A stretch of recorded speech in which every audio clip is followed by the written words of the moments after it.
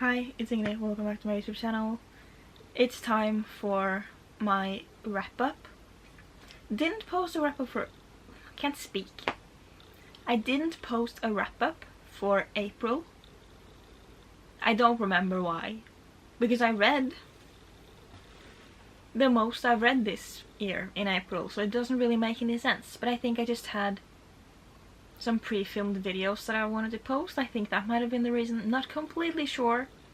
We're combining my April and May wrap-up. I wish I could have had this up sooner. But here we are, so we're just gonna forget about that and do it now. Now, for the books I read in May, I have written down reviews, because I would like to write all of my reviews into my book journal. For April, didn't. So I don't really know how well thought out these thoughts will be for April, the books, because I just have a really bad memory, and obviously April is some time ago, so hopefully I remember what I think of these books. Some of them I do, some of them I might remember the feeling but not the actual things. I don't know, but my reviews for the May books I feel are pretty good, so we're just gonna try to do our best here. I'm gonna just go through them and give some stats for everything. So I forgot to check my TBR. I could find that in my book journal. Do I want to? Not really. I might put it on the screen, I might not. But in April I read 1 romance, 1 fantasy, 3 mysteries, 1 thriller, 1 memoir and 1 classic. 8 books in total. In May I read 1 romance, 3 fantasies and 1 classic. 5 books in total. So the total page number for April was 2,489, the most I've read this year, and the page number for May was 1,765.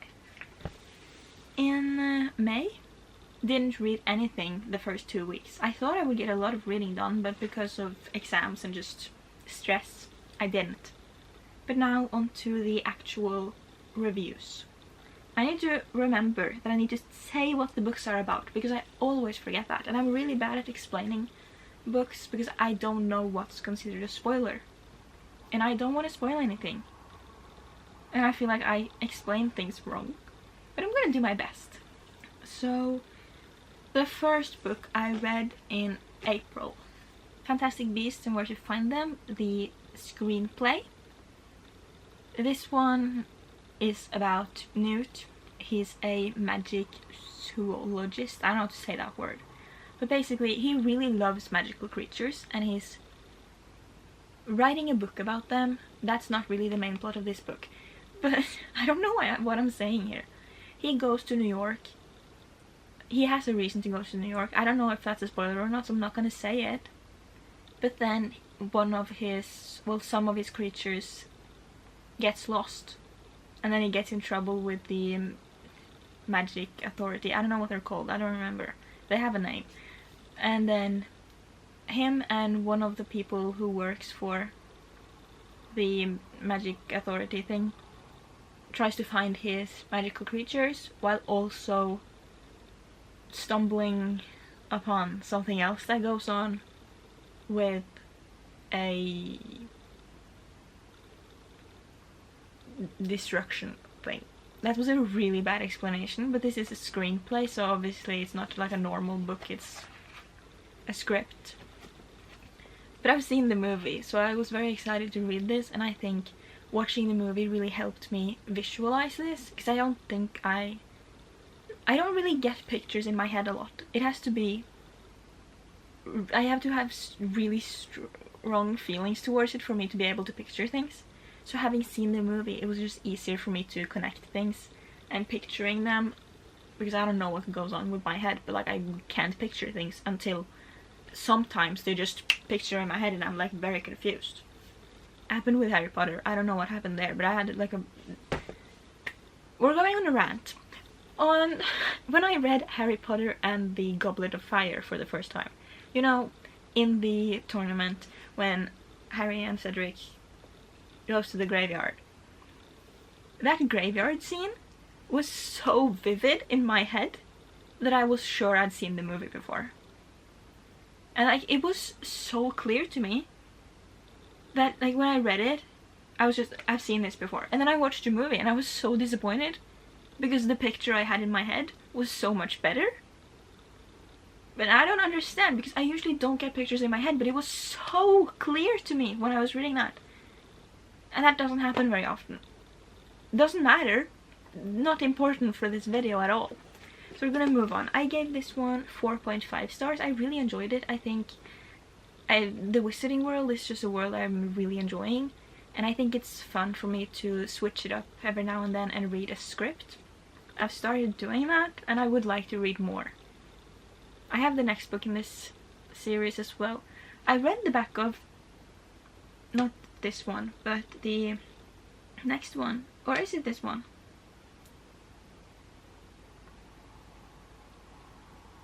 No, the next one, where it said that it was in a 5-book series.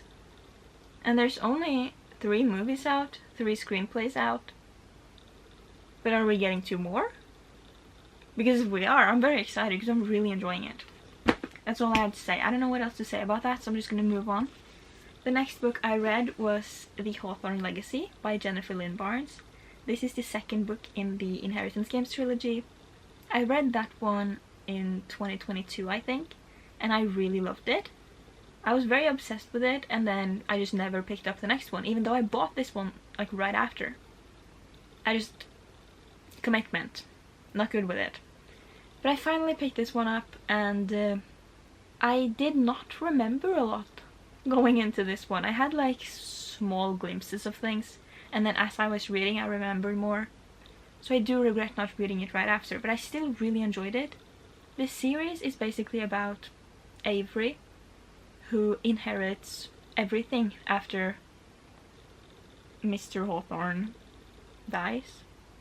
And like, he has a big family. He has children and he has grandchildren. So like, no one knows why Avery inherited everything, but she has to live in that house for 2 years, I think, in order to actually keep the inheritance. And then we meet the Hawthorne brothers, the grandchildren, Grayson, Jameson, Nash, and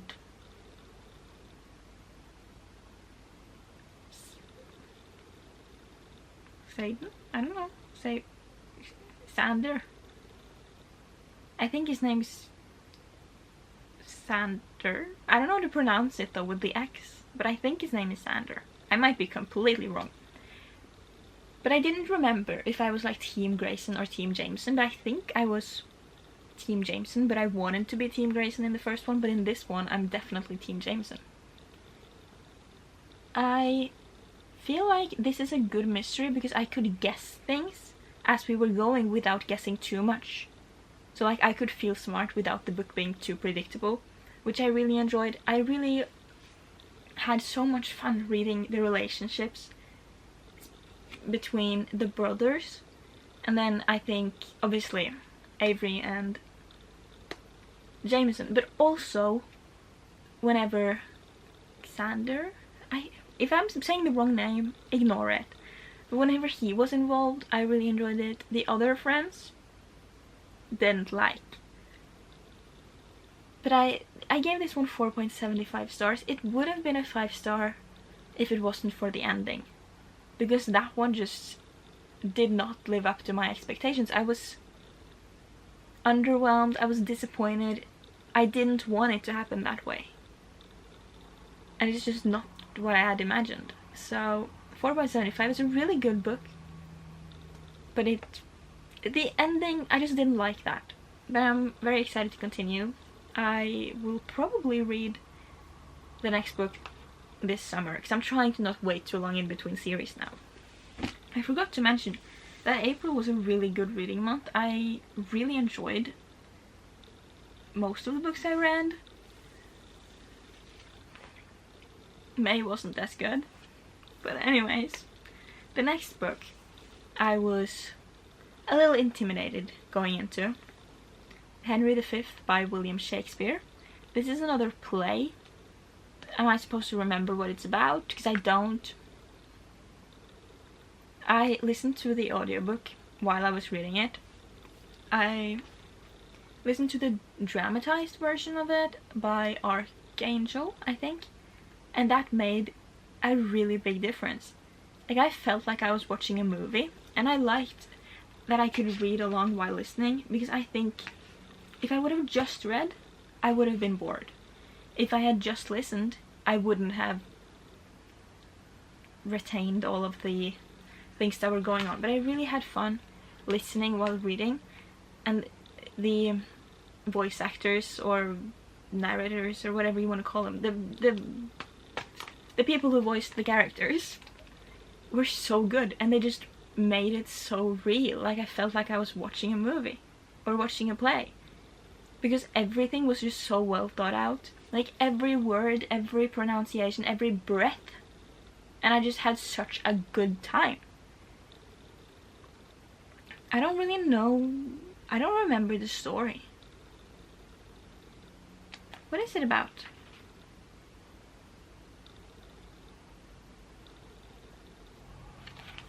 Yeah, whatever. I really enjoyed this one. Can't tell you what it's about because I don't think I'm smart enough to really understand Shakespeare, but I had a good time, and that's all that matters. So I rated it 4 stars. That's with the audiobook. It would probably have been lower if I didn't have the audiobook, because I just wouldn't have understood it. But the voice actors, really good. I had to Google. I spent probably 2 hours trying to figure out the voice actors for one of the characters. What's the name? Eli? Yes. I don't know if I'm pronouncing that right, but Eli and Canterbury? Yeah. So good. And also, one of the voices in here, I knew I recognized that voice. Played a character in Midsummer Murders. And I knew I'd heard him before because he has just loved it. But then when I had to Google to figure out who was playing, I forgot about it now. Don't remember the name. But I feel like his acting style was very similar to Tom Hiddleston, so I felt like I was listening to Tom Hiddleston. Like, the way he just delivered his lines. And that made it very enjoyable for me. But now we're gonna move on to the first memoir I've read. Like, technically I've read some... I don't know the difference between a memoir and biography. I read some biographies when I was younger. I had like the One Direction, Justin Bieber, but I don't really remember that much. This one is more a full story. Tom Felton's Beyond the Wand. I really, really, really wanted this book, and I finally bought it. Either earlier this year or late last year. I'd been looking for it forever, and I finally found it, so I had to read it. I didn't really know what to expect with a memoir, because I don't know how to read a memoir. But it's basically him just telling memories of his life, from early childhood with his family to his first acting jobs to getting like Harry Potter, and then dealing with fame and all like the after effects of being in something like that, and then continuing his career after it. I think it was very interesting to see his point of view and his experience, specifically on Harry Potter and life after that, because it's so easy to think like celebrities. He had a good career, like with Harry Potter, so it's so easy to think of him just as a celebrity and just not think about him as a person. But with this, we got like such a good view of him and his experience, his feelings towards everything and what was happening. And I think that there's so much more to him than what people see online, because you see people hating on him for talking about Harry Potter, but it's been such a big part of his life, so obviously he's going to talk about it. And it's a big part of other people's lives. So just because some people think it's annoying that he's talking about it, there's so many people who it's so important to. So seeing him still care about it is important to those people, including me. So I really enjoyed this. I rated this one 5 stars. I don't really know how to rate a memoir, so this was more about just my enjoyment, not really the how good the book is, because it's his memories. I can't really say anything about that because it's how he's seen his life. But I really enjoyed it, and I recommend reading it if you've watched Harry Potter. Most people have, but like I had fun. Then this one, I'm so confused as to what to say about it. I think I rated it 3 stars, but I don't really know. So we're gonna get into all of that now. The Housemaid by Frida McFadden. Started the book, read like 100 pages in one sitting, which doesn't happen very often. This is probably like the first book that I could read that much, especially while starting the book. Like when I'm in it and like I have the second half, I can sit and read for a while, but like actually starting a book, getting into it, I was so excited and I had so much fun. Then,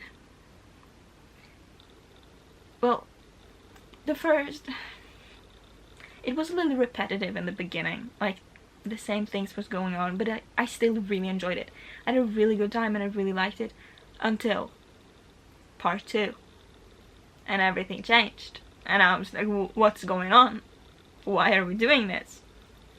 And while that was going on, I was still enjoying it, but then part 3, and oh my god, it frustrated me. And I don't know what to think. Because I was loving it, then I was hating it, and I was surprised, and I was disappointed, and I was so conflicted. Like, do I love it or do I hate it? I don't know. Because oh my god, I don't even know how to talk about it. This book is about, what's her name, Millie? Nina? Wait. The housemaid's name is Millie, I think. Is her name anywhere? Yes, the housemaid's name is Millie. Does it say it on the back? No. But Millie has a past that she doesn't tell them about. But then she gets this job at the Winchester's house, and Nina is being really rude to her. And she lives like in the attic, and then sometimes she gets... Yeah, and then eventually she realizes that the door only locks from the outside. And that's all I'm gonna say. That was probably the worst description of a book you've ever heard. But I don't know what to say without spoiling it. Do I recommend it? Kind of. Yes. Because it's so good, but it's so bad. No, it's not bad. Like, it's a good book. The writing, the storytelling, all of that, really good. But I don't like the way it made me feel. I don't like betrayal. I don't like being wrong. I think that's the main issue. I just don't like being wrong. And with this one, you never know. There's 2 more books in this series, and I'm gonna have to continue them, but I don't want to. I wasn't going to. Like the ending of this book, I was just sitting there trying to finish it because I didn't want to read it anymore. But then I read like the sneak peek into the next book. It wasn't even that. Was it the epilogue? Yeah. The epilogue leads into the next book. And I need to see how that happens. And like what happens there. But the beginning of this book, that's something I need to say. This is the first chapter, so it's no spoilers. But it starts at the end of the story, which made me really excited. Because now that I've seen that, I need to know how we got there. And I need to have the explanation, because it didn't say anything. So I think it's a 3-star, because I don't know, but I don't really know. So I've never been more confused and conflicted with my own feelings and thoughts than trying to rate that book. I gave it a 3-star on Goodreads because like, what do I do? Don't know. Next up, One of Us is Back by Karen M. McManus, the 3rd and final book in the One of Us is Lying series. This one, well, this series, or this one, I hate having to explain series, but do I explain the first book or do I explain the third book, I don't know. This series follows a group of kids who gets really drawn into things. In the first one, I'm gonna explain that one first. Every book in this series has like kind of its own storyline, but it all connects to the first storyline. So in the first book, a group of teenagers gets called into detention and one of them dies, and they get like investigated and they try to figure out what happened, because like who killed him. That's really the main point of the first one. In the next one, we follow the next generation. That's not true because it's not their kids or anything, but the sister of one of the Bayview 4, the originals, and her friends are kind of getting drawn into the same kind of drama and the mystery of that, but in a different way. In this third book, we see all of them. So it's like a friend group of 9 people, and some of the things from the first one gets drawn into this one again, where somehow they are always in the middle of it.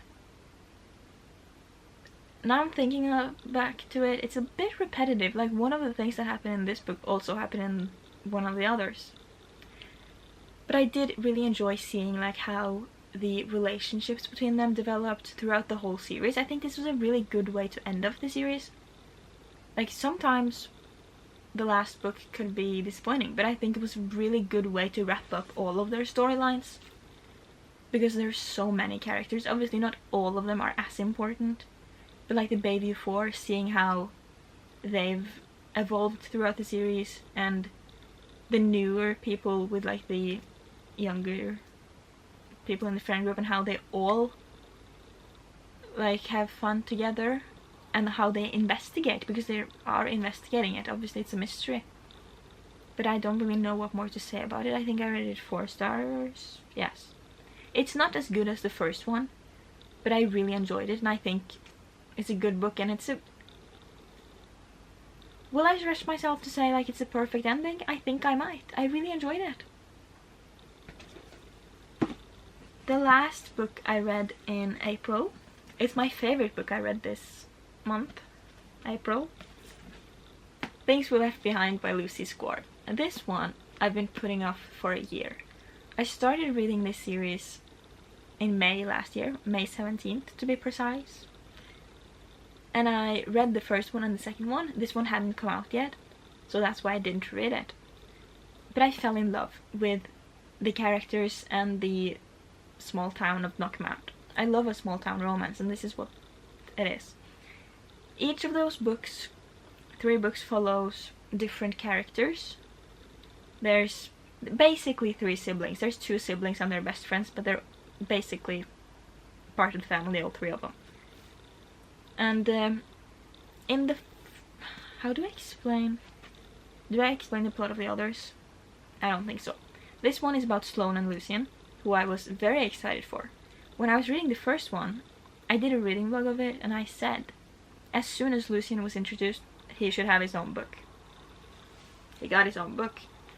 And this is a book that has been like highly anticipated for everyone really who read that series.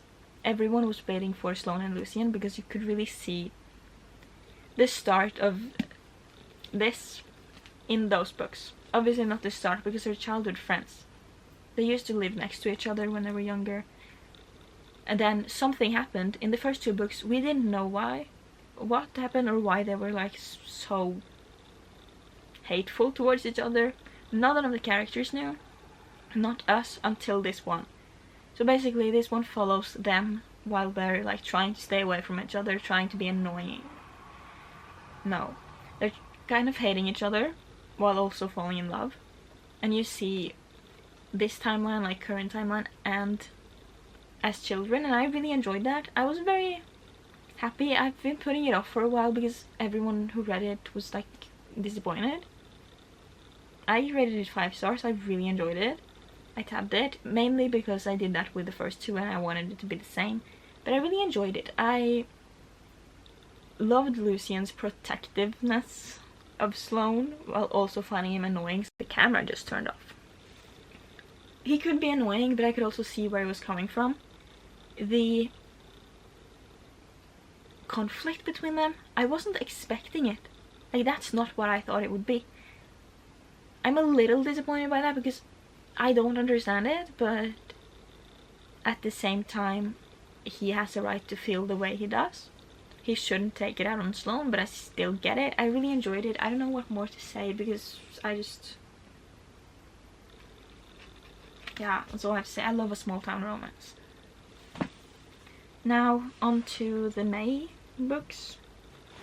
So in May, I read 5 books. I did a video reading Dark Academia for the first time. So 3 of those books from May were in that video. So we're gonna try to go through those. First one was The Atlas 6 by Olivia Blake. This has been on my TBR for so long. So it was about time that I got to it. This one is about... I'm so bad at describing things and I don't know how to explain it. But basically, 6 people gets accepted, not really, but they get invited into this society, the elite Alexandrian society. Once a decade this happens. And basically for a year they have to protect the library of Alexandria. While also reading, studying. It's not really much going on. But basically by the end of it, the point is that 6 of them gets accepted, but only 5 can get accepted into the society. And they have to decide who doesn't. So this is it's definitely a character-driven story. Not much happened, really. So I think you really have to like the characters to like this book, and I didn't. I ended up rating it 3 stars. I had like fun with the relationships and the dynamics between the different people, but like I said, you have to love the characters to be able to enjoy this, I think, in my opinion at least. And how many characters were there? There's like 10 different people we meet in this, that we meet more than once that are like in the story. By the end I think I liked 3 of them. Like in the beginning I started liking some, then I didn't like them. I was a little confused. And I did enjoy it, but it was just, while I was reading it, I was really enjoying it and I could sit and read. But then when I was like putting it down, I didn't want to I can't speak! Whenever I put it down, I just didn't want to put... I'm trying to say pick, not put. Whenever I laid the book down, I didn't want to pick it back up. That was too hard for me. But it was just laying on my nightstand for like 2 weeks and I don't want to read it. But then, when I did pick it back up, I enjoyed it. But not too much, because nothing happened really. There was a few times something was going on. This was... Most of the things that happened were like the conversations between them. Then towards the end, things got switched up a bit. Things started happening and I didn't like the changes. Because I liked the character, but by the end, did not like that character. And when that other character did that thing, extremely disappointed, because that's not how I wanted it to go. And I didn't like that. So it's a 3 star. I would like to continue the series eventually. I'm gonna wait for it to come out in this size, because right now it's like the bigger size and I don't want that. So if you like a character-driven story, I recommend. If you need action, probably not the book for you. I'm going to continue the series, but like it's not a main priority. I didn't love it. The next book is a book I've never really heard of. Usually when I pick up a book in the store, it's because I've seen someone else talk about it. With this one, I just picked it off the shelf, read the back of it. Oh my god, that looks interesting. I showed it to my mom, like, oh my god, And she was like, yes, that looks interesting, so I bought it. A Deadly Education by Naomi Novik. This is about a magic school that basically doesn't have any teachers or rules or anything. How do I explain this? This is about Elle, who goes to this school, and they have to like get through the year. There's some monsters and they have to like not be killed, and then when you graduate most people die, and you need like allies to get through this school.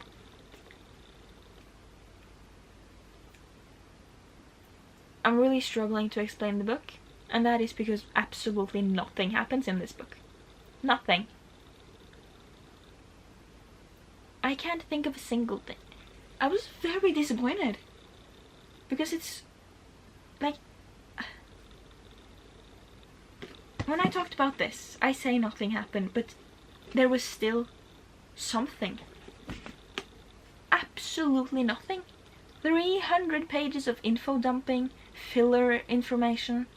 Nothing necessary. You could have told the same story in 50 pages. I've said that in the video I read it, but like, it was so pointless.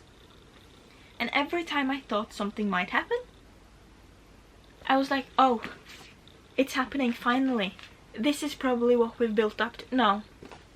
Nothing. Gave up after 2 pages. Like, at least stretch it out. You have 300 pages of the main character describing things, and then maybe 10 pages of things happening. And in those 10 pages where things happened, nothing happened. And I'm just... what was it? And this is a trilogy. There's 2 more books in this series. And there's nothing in this book to build up for the next book, except for the last line. And that last line angered me. Should I have expected it? Probably. But I gave it 2 stars, but I think that might have been a little generous. I feel like almost every time I look at this book, I can't think of a single positive thing. It's short, but it's still too long, because nothing happened, and she was just describing her past life, or describing things. Like, at least show us. Make it happen. Learn it while we're going along in the story, not just talk about it. Like, towards the end I started liking her relationships with 3 of the characters, but then that last line ruined it all again, and I'm just... I was planning on continuing the series, but honestly I don't know if I want to. Is it worth it spending money on this? No. I'm gonna move on from that and go over to the last Dark Academia book I read this month. Ninth House by Leigh Bardugo. This one, I bought this a long time ago, and I've been putting it off because I've been scared, because it is a fantasy, and I've read her other fantasy books like the Grishaverse, and I love that. But this one is not a normal fantasy. It's I guess modern fantasy, urban fantasy, what do you call it? I don't even know. I would honestly call it a paranormal mystery more than a fantasy. I know it is fantasy. It has like the monsters and the ghosts and the magic. Is there monsters? There's ghosts and magic. So I understand why it's a fantasy, but I think a paranormal mystery is a better explanation, description, whatever. This one is about Alex, who, she also has like a troubled past, but she gets accepted or invited into Yale, where she's a student, but she's also in charge of like safety or security or something for the secret societies where they do magic. And we follow along as she ends up finding a dead girl. No, she doesn't find a dead girl, but there's a dead girl, and she starts investigating things. And there's not a lot of plot in this one either. It is, but it's not. It's also, especially like the first half, very character driven. We see more of the plot going on in the second half. But I really enjoyed it. I gave it 5 stars. I didn't think I was gonna enjoy it, mostly because it was a horror, and I didn't think I was gonna enjoy that.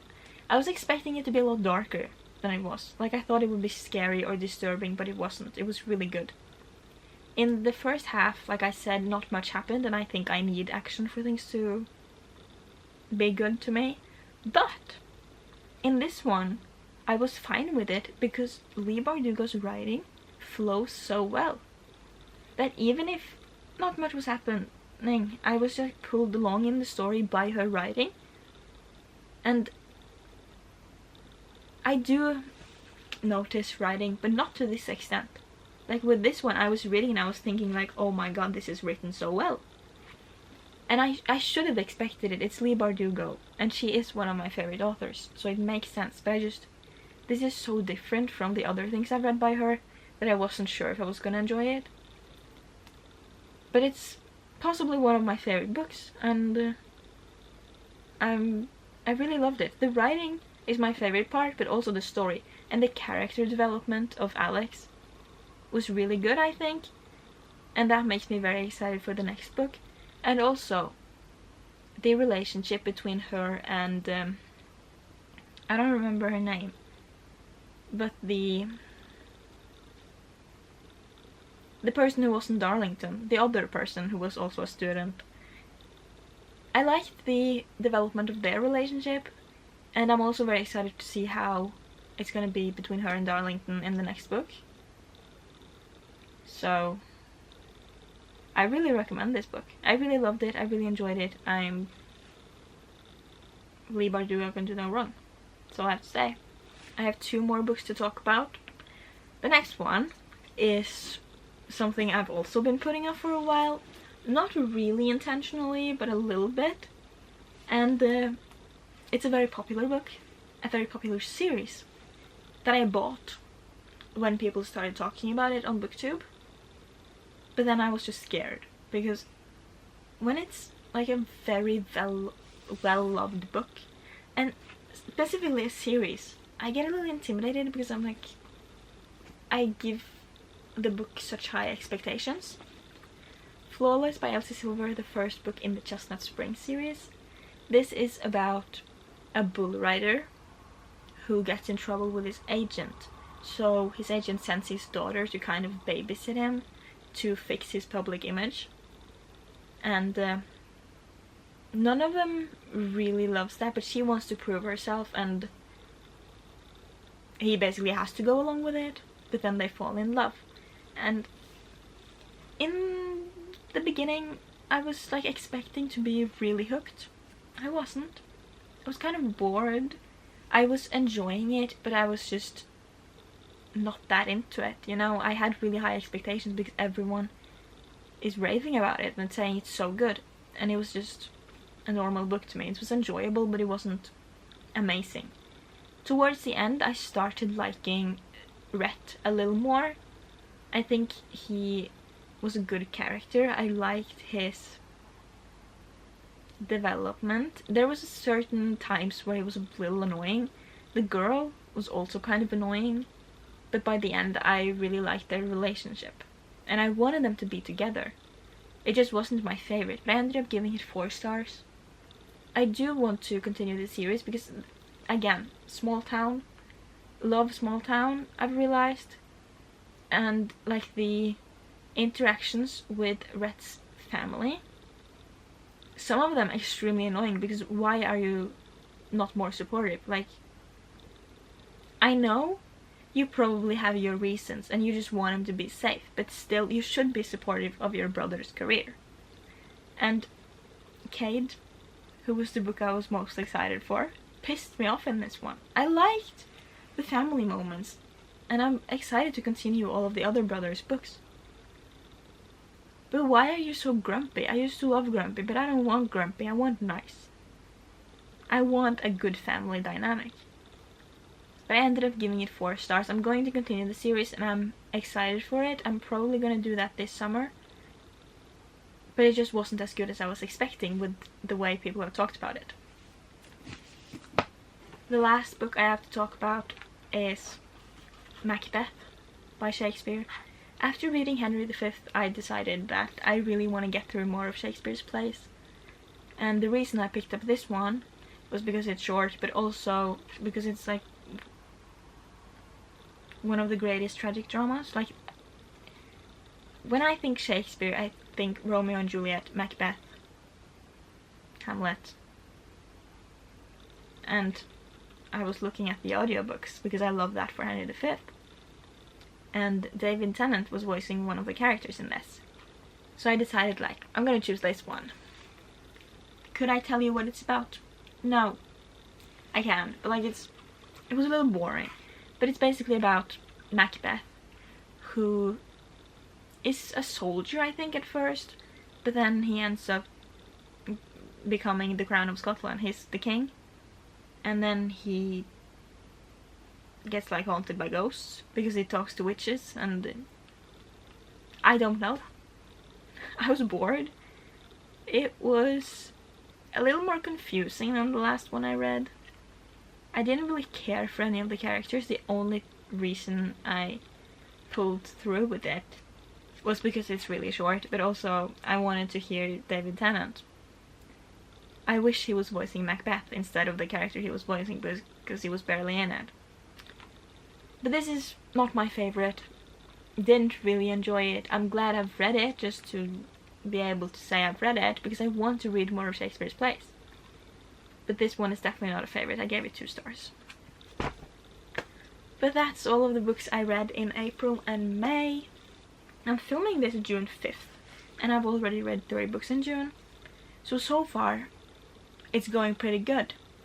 I'm hoping to read some good books this month, so I can talk about that in my next wrap-up.